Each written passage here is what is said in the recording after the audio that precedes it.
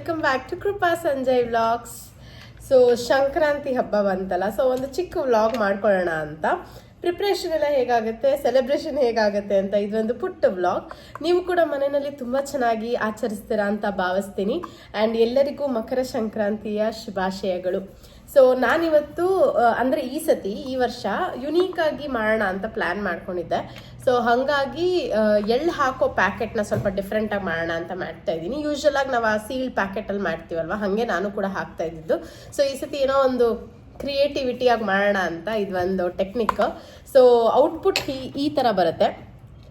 ಲೋಟದಲ್ಲಿ ಮಾಡ್ತಾ ಇರೋದು, ಹೇಗೆ ಮಾಡೋದು ಅಂತ ತೋರಿಸ್ಕೊಡ್ತೀನಿ. ನೀವುಗಳನ್ನು ಮುಂದಿನ ವರ್ಷಕ್ಕೆ ನಿಮ್ಮ ಮನೆಗೆ ಟ್ರೈ ಮಾಡ್ಕೊಳ್ಬೋದು. ಸೊ ಏನಂದರೆ ಮಾಮೂಲಿ ಲೋಟ ಬರುತ್ತಲ್ಲ, ಆ ಲೋಟನ ಈ ಥರ ಕಟ್ ಮಾಡ್ಕೊಳ್ಬೇಕು. ಮೇಲ್ಗಡೆ ಪಾರ್ಟ್ನ ಒಂದಿಷ್ಟುದ್ದ ಮಾತ್ರ ಕಟ್ ಮಾಡ್ಕೊಬೇಕು. ಸೊ ಕಟ್ ಮಾಡ್ಕೊಂಡಿದ್ದಿರತ್ತಲ್ಲ, ಸೊ ಅದು ಓಪನ್ ಮಾಡಿಬಿಟ್ಟು ಎಳ್ಳು ಹಾಕ್ಕೊಳ್ಳಿ ಫಸ್ಟು. ಎಳ್ಳು ಬೆಲ್ಲ ಎಲ್ಲರೂ ರೆಡಿ ಮಾಡಿರ್ತೀರಲ್ಲ, ಸೊ ಅದನ್ನು ಒಂದು ನಿಮ್ಮ ಮನೆಗೆ ತಕ್ಕನಂತೆ ಎಷ್ಟಕ್ಕೆ ಹಾಕೊತೀರೋ ಅಷ್ಟು ಹಾಕ್ಕೊಂಡು, ಏನೇನು ಹಾಕೋಬೇಕು ಅದನ್ನೆಲ್ಲ ಹಾಕ್ಕೊಂಡು ಒಂದ್ಸತಿ ಹಿಂಗೆ ಒಂಚೂರು ಫೋಲ್ಡು, ಹಿಂಗೆ ಒಂಚೂರು ಫೋಲ್ಡ್, ಜಸ್ಟ್ ರ್ಯಾಂಡಮ್ ಆಗಿ ಮಾಡ್ಕೋಬೇಕು. ಆಮೇಲೆ ಕಟ್ ಮಾಡಿ ಇಟ್ಕೊಂಡಿರೋ ಪೀಸ್ ಇರುತ್ತಲ್ಲ, ಅದನ್ನು ಹೀಗೆ ಒಳಗಡೆ ಇಟ್ಬಿಟ್ಟು ಮತ್ತೆ ಅದನ್ನ ಒಳಗಡೆಯಿಂದ ಹಿಂಗೆ ಮತ್ತೆ ಹೊರಗಡೆಯಿಂದ ಇನ್ನೊಂದು ರೌಂಡ್ ಫೋಲ್ಡ್ ಮಾಡ್ಕೊಬೇಕು.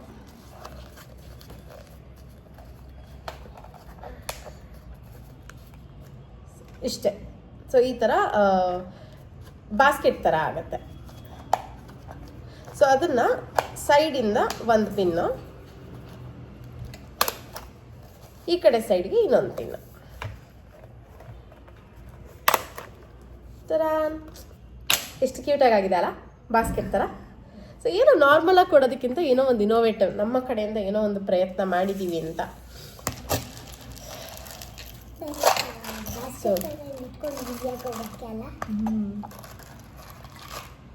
ಹಬ್ಬ ಅಂತ ಅಂದಮೇಲೆ ಎಷ್ಟೆಲ್ಲ ಶ್ರಮಗಳನ್ನ ಹಾಕಿರ್ತೀವಿ. ಸೊ ಈ ರೀತಿನೂ ಹಾಕಿದ್ರೆ ಒಂಥರ ಖುಷಿ ಆಗುತ್ತೆ. ಸೊ ಈ ರೀತಿ ಎಲ್ಲ ಪ್ಯಾಕೆಟ್ಸ್ಗಳನ್ನ ನಾನು ರೆಡಿ ಮಾಡ್ಕೊತಾ ಇದ್ದೀನಿ.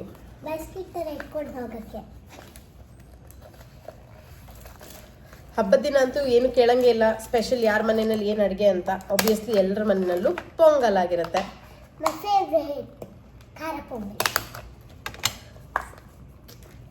ಚೆನ್ನಾಗಿದೆಯಾ, ಹೇಗೆ ಅನಿಸ್ತಂತ ಕಮೆಂಟ್ ಮಾಡಿ ಆಯಿತಾ. ನನಗಂತೂ ತುಂಬಾ ಇಷ್ಟ ಆಯಿತು. ಇದೊಂದು ಇನ್ಸ್ಟಾಗ್ರಾಮಲ್ಲೇ ನೋಡಿದ್ದು ವಿಡಿಯೋ. ಸೊ ಸಿಕ್ಕಾಪಟ್ಟೆ ಇನೋವೇಟಿವ್ ಆಗಿದೆ ಅಂತ ಅನ್ನಿಸ್ತು. ಆ್ಯಂಡ್ ವೆರಿ ಸಿಂಪಲ್, ಈಸಿ, ಬೇಗ ಮಾಡ್ಕೊಳ್ಬೋದು.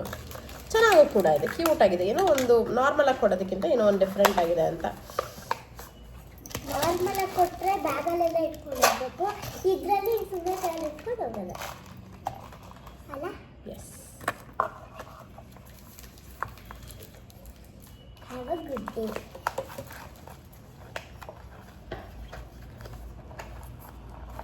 ನಾವು ಪ್ರತಿ ವರ್ಷವೂ ಅಪಾರ್ಟ್ಮೆಂಟಲ್ಲಿ ಪಾಟ್ಲಕ್ ಅಂತ ಮಾಡ್ತಾ ಇದ್ವಿ. ಆಲ್ಮೋಸ್ಟ್ ಒಂದು 2 ವರ್ಷದಿಂದನೂ ಅದನ್ನೇ ಫಾಲೋ ಮಾಡ್ಕೊಂಡು ಬಂದಿದ್ವಿ. ಕರೆಕ್ಟಾಗಿ ಸಂಕ್ರಾಂತಿ ಹಬ್ಬಕ್ಕೆ ಪಾಟ್ಲಕ್ ಅಂತ ರೆಗ್ಯುಲರಾಗಿ ಮಾಡ್ಕೊಂಡು ಬಂದಿದ್ವಿ. ಬಟ್ ಈ ಟೈಮ್ ಏನಾಗುತ್ತೆ ಅಂತ ಗೊತ್ತಿಲ್ಲ. ಅವರೆಲ್ಲ ಮಾಡ್ತಿದ್ದಾರೆ, ನಾನು ಹೋಗೋಕ್ಕಾಗುತ್ತೆ ಇಲ್ಲ ಅಂತ ಗೊತ್ತಿಲ್ಲ. ಹೋಗಿದ್ರೆ ಅದು ಕೂಡ ಈ ವ್ಲಾಗಲ್ಲಿ ಆ್ಯಡ್ ಆಗಿರುತ್ತೆ. ಬಟ್ ನನಗಂತೂ ತುಂಬಾ ಇಷ್ಟ, ಮಿಸ್ ಮಾಡ್ಕೊಳ್ಳೋಕೆ ಇಷ್ಟ ಇಲ್ಲ. ಬಟ್ ಆಫೀಸ್ ಇರೋದ್ರಿಂದ ಏನೂ ಹೇಳೋಕ್ಕಾಗಲ್ಲ. ನೈಟ್ ಶಿಫ್ಟ್ ಆಗಿರೋದ್ರಿಂದ ಮಾರ್ನಿಂಗ್ ಟೈಮ್ ಮಲ್ಕೊಳ್ಳೋದಿರುತ್ತೆ. ಸೊ ನೋಡಿ, ಈ ಥರ ಕ್ಯೂಟ್ ಪ್ಯಾಕೆಟ್ಸ್ ರೆಡಿ ಆಗ್ತಾ ಇದೆ. ಕೆಲವ್ರ ಮನೆಯಲ್ಲಿ ಬರೀ ಎಳ್ಳು ಮತ್ತು ಇದು ಅಂದರೆ ಏನು ರೆಡಿ ಮಾಡ್ಕೊಂಡಿರ್ತೀವಲ್ಲ, ಇಷ್ಟು ಮಾತ್ರ ಅಲ್ದಿರಾ ಇನ್ನೂ ಏನೇನೋ ಹಾಕ್ತಾರಪ್ಪ. ಕಾಯಿ, ಎಳ್ಚೆಕಾಯಿ ಎಲ್ಲ ಬರುತ್ತಲ್ಲ, ಅದೆಲ್ಲ ಏನೇನೋ ಹಾಕ್ತಾರೆ, ಗೊತ್ತಿಲ್ಲ. ನಮ್ಮ ಪ್ರಕಾರ ಇದೆಲ್ಲ ಇಲ್ಲ. ನಮ್ಮ ಪ್ರಕಾರ ಇಷ್ಟೇ, ಎಳ್ಳು ಬೆಲ್ಲ ಹಾಕಿ ಸಕ್ಕರೆ ಹಾಕಿ ಪ್ಯಾಕೆಟ್ಸಲ್ಲಿ ರೆಡಿ ಮಾಡೋದು. ಪ್ರತಿ ವರ್ಷ ನಾನು ಸೀಲ್ಡ್ ಕವರಲ್ಲೇ ಹಾಕ್ತಾ ಇದ್ದೆ. ಈ ಸತಿ ನೋಡಿದೆ, ಯಾಕೋ ಚೆನ್ನಾಗಿದೆ ಅಂತ ಅನಿಸ್ತು.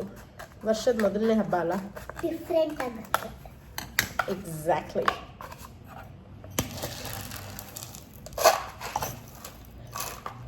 ನಮ್ಮನೆಯಲ್ಲಿ ಸ್ವೀಟ್ ಪೊಂಗಲ್, ಖಾರ ಪೊಂಗಲ್ ಜೊತೆ ಒಂದು ಸ್ಪೆಷಲ್ ಸ್ವೀಟ್ ಮಾಡ್ತಾಯಿದ್ದೀನಿ.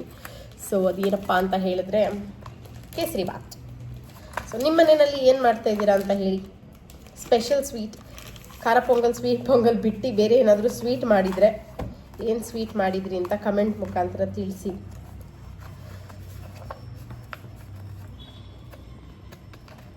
ನೀವು ಹೆಂಗೆ ಆಚರಿಸಿದ್ರಿ ಅಂತ ಹೇಳಿ, ಚೆನ್ನಾಗಿರುತ್ತೆ ಕೇಳೋದಕ್ಕೆ. ನಮ್ಮ ಮನೆಯಲ್ಲಿ ಏನಿಲ್ಲ, ನಾರ್ಮಲಾಗಿ ಸಿಂಪಲಾಗಿ ಆಚರಿಸಿದಷ್ಟೇ. ದೇವರಿಗೆ ಪೂಜೆ ಮಾಡಿ ದೇವ್ರ ಮುಂದೆ ಇಟ್ಟಿರೋ ಪ್ರಸಾದನೆಲ್ಲ ತಿಂದುಬಿಟ್ರೆ ಹಬ್ಬ ಆಯಿತು. ನಾನು ಚಿಕ್ಕವಳಾಗಿರುವಾಗಂತೂ ನನಗೆ ತುಂಬ ಫೇವ್ರೇಟ್ ಹಬ್ಬ ಅಂತ ಅಂದ್ರೇ ಸಂಕ್ರಾಂತಿ. ಯಾಕೆ ಅಂತ ಅಂದರೆ ಎಲ್ಲರ ಮನೆಗೂ ಹೋಗಿ ಎಳ್ಳು ಬೆಲ್ಲ ಬೀರಿ ಬರ್ತಾ ಇದ್ವಲ್ವ. ನಾವಂತೂ ರಾಜಾಜಿನಗರದಿಂದ ಬಂದಿರೋದು. ಸೊ ರಾಜಾಜಿನಗರಲ್ಲಿದ್ದಾಗ ಆಲ್ಮೋಸ್ಟ್ ಒಂದು 9-10 ಜನ ಹೆಣ್ಮಕ್ಳೇ ಇದ್ವಿ. ಸೊ ಎಲ್ಲರೂ ಒಟ್ಟಿಗೆ ಮಾತಾಡಿಕೊಂಡು ಎತ್ಕೊಂಡು ಹೋಗ್ತಾ ಇದ್ವಿ. ಆ ಕಬ್ಬು, ಬಾಳೆಹಣ್ಣು ಮತ್ತು ಇದು ಎಲ್ಲನೂ ಕೊಟ್ಬಿಟ್ಟು ಬರೋದಕ್ಕೆ ಎಲ್ಲರ ಮನೆಗೂ ಹೋಗ್ತಾ ಇದ್ವಿ. ಇಷ್ಟು ಜನದ ಮನೆ ಪರಿಚಯ ಆಯಿತು ಕೂಡ. ಆ್ಯಂಡ್ ಇವಾಗ ಜೆನ್ಜಿ ಟ್ರೆಂಡ್. ಸೊ ಯಾವ ಮಕ್ಕಳು ಹೋಗಲ್ಲ, ಅಮ್ಮಂದ್ರೆ ಹೋಗ್ಬೇಕೇನೋ ಅಥವಾ ಮನೆಗೆ ಬಂದವರು ಕೊಟ್ಟು ಕಳಿಸ್ತಾರಷ್ಟೆ. ನನಗಂತೂ ತುಂಬಾ ಇಷ್ಟಪ್ಪ ಹಬ್ಬಗಳು. ಆಲ್ಮೋಸ್ಟ್ ಎಷ್ಟೊಂದು ಜನ ಹೆಣ್ಮಕ್ಳಿಗೆ ಇಷ್ಟ ಇರೋ ಹಬ್ಬ ಯಾವುದಂದ್ರೆ ಸಂಕ್ರಾಂತಿನೇ ಆಗಿರುತ್ತೆ. ಬಿಕಾಸ್ ಮಿಕ್ಕಿದೆಲ್ಲ ಮನೆ ಮಟ್ಟಕ್ಕಾಗುತ್ತೆ, ಇದು ಒಂದೇ ಅನಿಸುತ್ತೆ ಎಲ್ಲರ ಮನೆಗೂ ಹೋಗಿ ಬೀರಿ ಬಂದು. ಇನ್ನು ಅದು ಬಿಟ್ಟರೆ ನಂಗೆ ಇಷ್ಟ ಆಗ್ತಾ ಇದ್ದಿದ್ದು ನಮ್ಮನೆ ಹತ್ರ ಇದ್ದಾಗ ಬೊಂಬೆ ಹಬ್ಬ. ಬೊಂಬೆ ಕೂಡಿಸ್ತಾ ಇದ್ವಿ, ನಮ್ಮ ಮನೆಯಲ್ಲೂ ಕೂಡಿಸ್ತಾ ಇದ್ರು. ಆಮೇಲೆ ಎಷ್ಟೊಂದು ಜನದ ಮನೆಯಲ್ಲಿ ಕೂಡಿಸ್ತಾ ಇದ್ರು. ಅಲ್ಲೆಲ್ಲ ಹೋಗ್ಬಿಟ್ಟು ಬೊಂಬೆ ನೋಡ್ಕೊಂಡು ಬರ್ತಾ ಇದ್ವಿ. ಚರ್ಪ್ ಕೊಡ್ತಾ ಇದ್ರು. ಚರ್ಪ್ ಅಂದರೆ ಪ್ರಸಾದ ಥರ.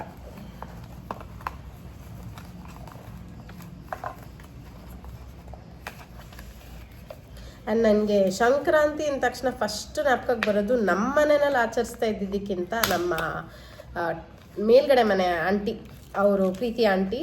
ಸೊ ಅವ್ರು ಆಚರಿಸ್ತಾ ಇದ್ದಿದ್ದ ರೀತಿ ನನಗೆ ಜ್ಞಾಪಕಕ್ಕೆ ಬರೋದು. ಬಿಕಾಸ್ 1 ತಿಂಗಳು ಮುಂಚೆನೇ ಯಾವ ರೀತಿ ಈ ಥರ ಎಳ್ಳನ್ನು ಡಿಫ್ರೆಂಟಾಗಿ ಪ್ಯಾಕ್ ಮಾಡಬೇಕು ಅಂತ ಪ್ರಿಪೇರ್ ಮಾಡಿಕೊಂಡು ಅದಕ್ಕೆಲ್ಲ ಏನೇನು ಬೇಕೋ ಐಟಮ್ಸ್ಗಳನ್ನೆಲ್ಲ ತೊಗೊಬಂದು ಪ್ರತಿ ಸತಿನೂ ಇನೋವೇಟಿವ್ ಆಗಿ ರೆಡಿ ಮಾಡ್ಕೊತಾ ಇದ್ದಿದ್ದು ಅವರೇ.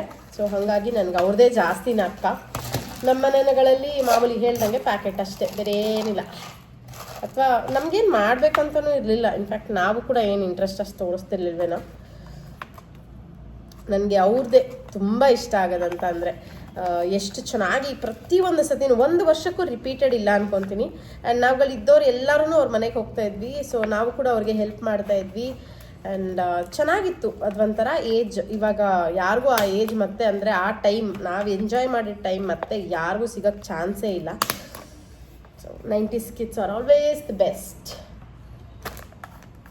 ನಿಮ್ಗೇನು ಅನಿಸುತ್ತೆ ಕಮೆಂಟ್ ಮಾಡಿ. ಏನೇನು ಅನ್ಸುತ್ತೋ ಎಲ್ಲನೂ ಕಮೆಂಟ್ ಮಾಡಿ. ಕೊನೆ ಪಕ್ಷ ಕಮೆಂಟ್ ಮುಖಾಂತರ ನಮ್ಮ ಕಮ್ಯುನಿಕೇಷನ್ ಇರಲಿ.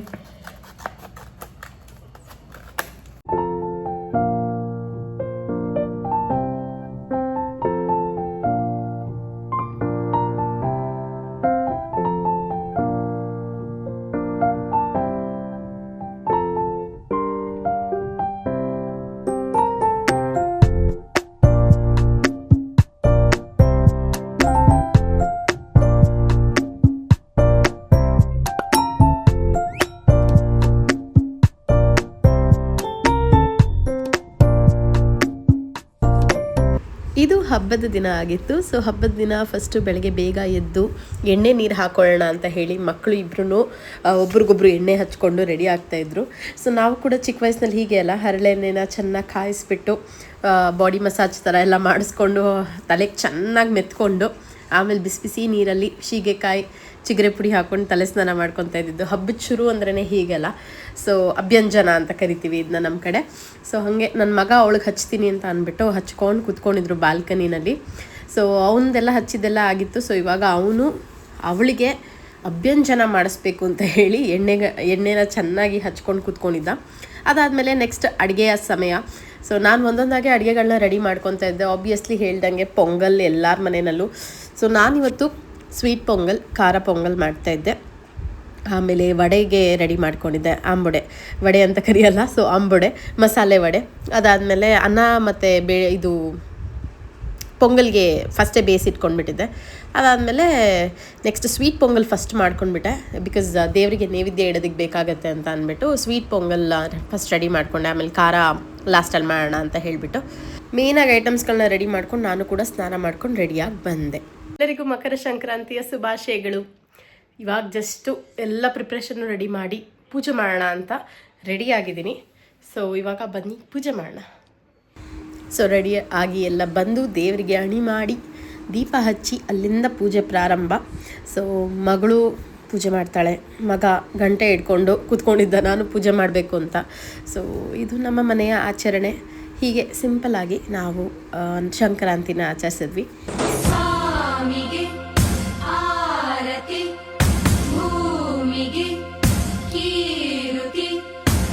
ಬಂಗಾರ ತೆನೆ ತೆನೆ ಎಲ್ಲ ಬಂಗಾಡಿ ಮನೆ ಮನೆಗೆ ಸಂತೋಷ ಹಿರಿ ಹಿರಿ ಹಿಗ್ಗಿ ಚಂದಾದ ಮುಗುಳು ನಗೆ ಸುಗ್ಗಿ ಸಿರಿ ಅರಳಿತು ಗಲಗಲ ಗಲಗಲ ಸವಿಯುವ ಸಿಹಿ ಫಲ ಹೋ ತುಂಬಿ ತುಳುಕಲಿ ಆನಂದ ಕಲರವ ನಾಡಿಗೆ. ಪೂಜೆ ಎಲ್ಲ ಮುಗಿದ್ಮೇಲೆ ಇನ್ನೇನು ಕೆಲಸ, ಬ್ಯಾಟಿಂಗ್ ಅಲ್ಲ. ಸೊ ಹಾಗಾಗಿ ಆಂಬೊಡೆನ ಬಿಸಿ ಬಿಸಿಯಾಗಿ ಕರೆದು ತಿನ್ನೋ ಟೈಮ್ಗೆ ಕರೆದು ಕೊಡೋಣ ಅಂತ. ಆ್ಯಂಡ್ ಈ ಸತಿ ಅಂತೂ ಆಂಬೊಡೆ ತುಂಬ ಸಖತ್ತಾಗಿ ಬಂದಿತ್ತು. ಆ್ಯಂಡ್ ಅಡುಗೆ ಕೂಡ ಚೆನ್ನಾಗೇ ಆಗಿತ್ತು ಅಂತ ಹೇಳ್ಬೋದು. ನಾನು ಮಾಡಿದೆ ಅಂತ ಅಲ್ಲ, ಆಬ್ವಿಯಸ್ಲಿ ಯಾರೇ ಆಗಲಿ ಪ್ರೀತಿಯಿಂದ ಅಡುಗೆನ ಮಾಡಿದ್ರೆ ಸಖತ್ತಾಗೇ ಆಗುತ್ತೆ. ಆ್ಯಂಡ್ ಕೇಸರಿ ಬಾತ್ ಮಾಡಿದ್ದೆ ಸ್ಪೆಷಲ್ಲಾಗಿ. ಆಂಬೊಡೆ ಮಾತ್ರ ಸಖತ್ತಾಗಿತ್ತು. ನೆಕ್ಸ್ಟ್ ಟೈಮ್ ಅದರ ರೆಸಿಪಿ ಕೂಡ ಮಾಡ್ತೀನಿ. ಆ್ಯಂಡ್ ಕ್ರಿಸ್ಪಿಯಾಗಿ ಬಂದಿತ್ತು, ಸೂಪರಾಗಿತ್ತು. ಅದಾದಮೇಲೆ ಒಂದು ರೌಂಡ್ ಆಚೆ ಹೋಗಿ ಬರೋಣ ಅಂತ ಹೋಗಿದ್ವಿ. ಸೊ ಈ ರೀತಿ ಡೆಕೋರೇಷನ್ ಎಲ್ಲ ಮಾಡಿದರು ಆ ಮಾಲಲ್ಲಿ, ಚೆನ್ನಾಗಿತ್ತು ನೋಡೋದಕ್ಕೆ. ರಜಾ ಇರಲಿಲ್ಲ, ಸೊ ಹಾಗಾಗಿ ನಾನು ಮಲ್ಕೊಳ್ಬೇಕಾಗಿತ್ತು. ಹಾಗಾಗಿ ಎಲ್ಲ ಬೆಳಗ್ಗೆ 1 o'clock ಮುಂಚೆನೇ ಎಲ್ಲನೂ ಮುಗಿಸ್ಕೊಂಡ್ಬಿಟ್ಟೆ ಅನ್ಬೋದು. ಅದಾದಮೇಲೆ ಆಫೀಸಲ್ಲಿ ಕೂಡ ಎಳ್ಳು ಬೀರಿದ್ದಾಯಿತು. ಸೊ ಎಲ್ಲರಿಗೂ, ನಮ್ಮ ಕೊಲೀಗ್ಸ್ಗೆ ಎಲ್ಲರಿಗೂ ಎಳ್ಳು ಬೀರಿ ನನ್ನ ದಿನಾನ ಎಂಡ್ ಮಾಡಿದೆ. ಸೊ ಇದಾಗಿತ್ತು ನನ್ನ ಸಂಕ್ರಾಂತಿಯ ಸೆಲೆಬ್ರೇಷನ್ನ ವ್ಲಾಗ್. ಸೊ ಹೋಪ್ಫುಲಿ ನಿಮಗೂ ಕೂಡ ಇಷ್ಟ ಆಗಿರುತ್ತೆ. ನಿಮ್ಮ ಮನೆಯಲ್ಲಿ ಹೇಗೆಲ್ಲ ಆಚರಿಸಿದ್ರಿ ಅಂತ ನಮಗೂ ಕೂಡ ಹೇಳಿ, ಖುಷಿ ಆಗುತ್ತೆ ಕೇಳೋದಕ್ಕೆ ಅಂತ ಹೇಳ್ತಾ ಈ ವ್ಲಾಗ್ನ ನಾನು ಇಲ್ಲೇ ಮುಗಿಸ್ತಾ ಇದ್ದೀನಿ. ಸೊ ಮುಂದಿನ ವ್ಲಾಗ್ವರೆಗೂ ನಮಸ್ತೆ.